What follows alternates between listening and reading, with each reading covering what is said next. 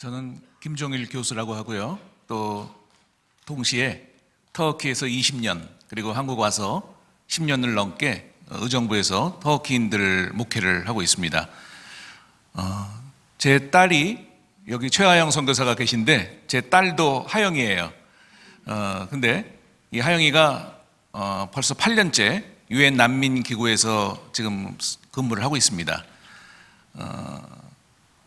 근데 처음 교육을 받을 때 한국에서 받게 되었는데 하영이가 그날 한 달간의 그 교육을 예정으로 한국 들어와서 교육을 받고 있는데 얼마나 신나 있던지 아침 일찍 나가서 저녁에 들어오면 아빠 엄마를 앞에다 놓고 그날 난민 교육 받은 얘기들을 하면서 난민 불쌍하다, 정말 우리가 도와야 된다, 그런 얘기를 막 하는 거예요.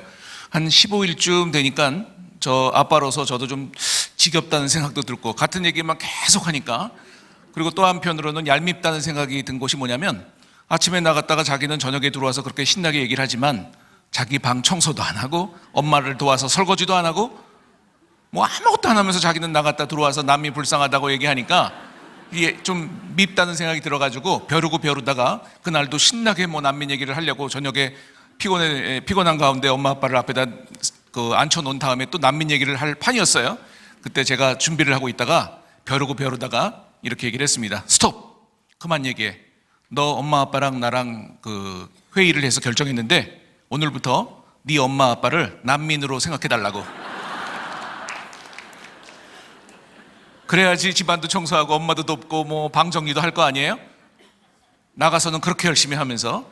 그랬더니 우리 하영이가 정색을 하면서 엄마 아빠는 절대로 난민이 될 수 없다고 얘기를 했어요. 왜 안 되냐고 그랬더니 엄마 아빠는 따뜻한 방이 있지 않냐고, 등을 눕고 편안하게 잘 수 있는 침대가 있지 않냐고, 이렇게 오손도손 가족끼리 얘기할 수 있는 화목한 분위기가 있고 식사가 있지 않냐고. 난민들은 오직 생명 하나를 부지하기 위해서 자기의 모든 것을 버리고 다 버리고 생명 하나만을 위해서 그 나라를, 그 지역을 떠나온 사람들이라고. 어찌 난민과 엄마 아빠를 비교할 수 있냐고. 이제 속으로는 감히 그랬겠죠. 뭐 엄마 아빠한테는 감히 그런 얘기를 못했을 것이고, 저도 그 얘기를 들으면서 저희 부부는 난민이 될 수 없음을 알게 되었습니다. 누가복음 10장이라고 하는 그 유명한 사마리아인의 비유 기억하시죠? 이 사마리아인 비유에서는 율법교사의 그 질문 가운데 시작이 되지만 결국 이웃이 누구냐는 그 질문을 율법교사가 했을 때 예수님이 유명한 선한 사마리아 비유를 얘기합니다. 세 사람이 등장을 하죠. 제사장이 등장을 했는데 자기의 동족인 유대인이 강도에게 당해가지고 거의 죽어가는 모습을 보고도 피해서 지나갔다고 적혀 있습니다. 그 다음에 레위인이 등장을 하죠. 레위인도 똑같이 보지만 피해서 지나갔다고 얘기를 하고 있습니다. 그런데 세 번째로 등장하는 사마리아 사람은 당시 유대인으로부터 인간 이하의 취급을 받던 그런 아주 비굴한 삶을 살던 사람들이었습니다. 그런데 그 사마리아인도 역시 그 동일한 지역을 지나가다가 자기를 그렇게 못같이 여기는 유대인 중에 한 명이 강도받아 죽어가는 모습을 보고 드는 마음이 뭐였어요? 성경에 불쌍히 여겼더라.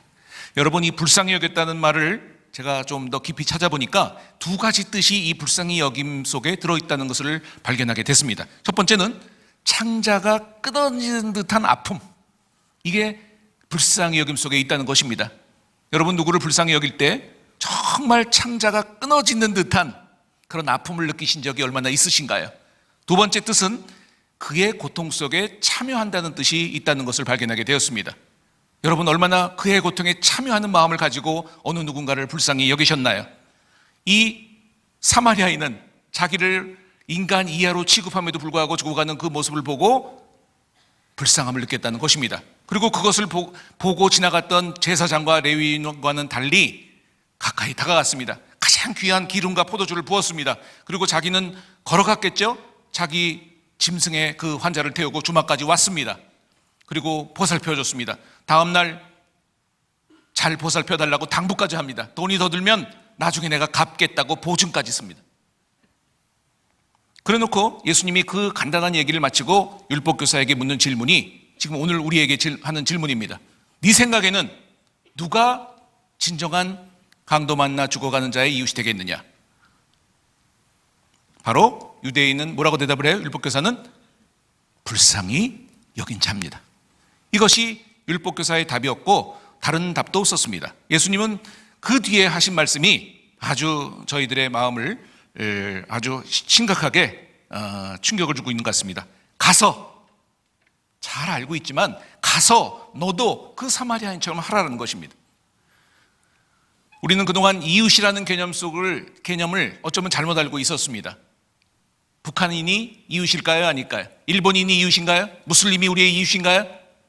저 난민들이 우리의 이웃인가요? 이웃이면 당연히 도와야겠죠, 기독교인으로서. 그러나 이웃이 아니라면 돕지 않겠다는 마음도 우리에게는 있었던 것입니다. 그러나 오늘 예수님께서 하시는 이 말씀은 그가 북한이든 난민이든 일본인이든 중국이든 무슬림이든 유슬림이든 관계없이 그가 죽어가는 그 상황 속에서 우리에게 도움을 요청한다면 그가 바로 나의 이웃이라는 것입니다. 그리고 당신이 바로 그 고통당하고 죽어가는 그 사람에게 다가가서 이웃이 되어 주라는 것입니다. 아멘. 네.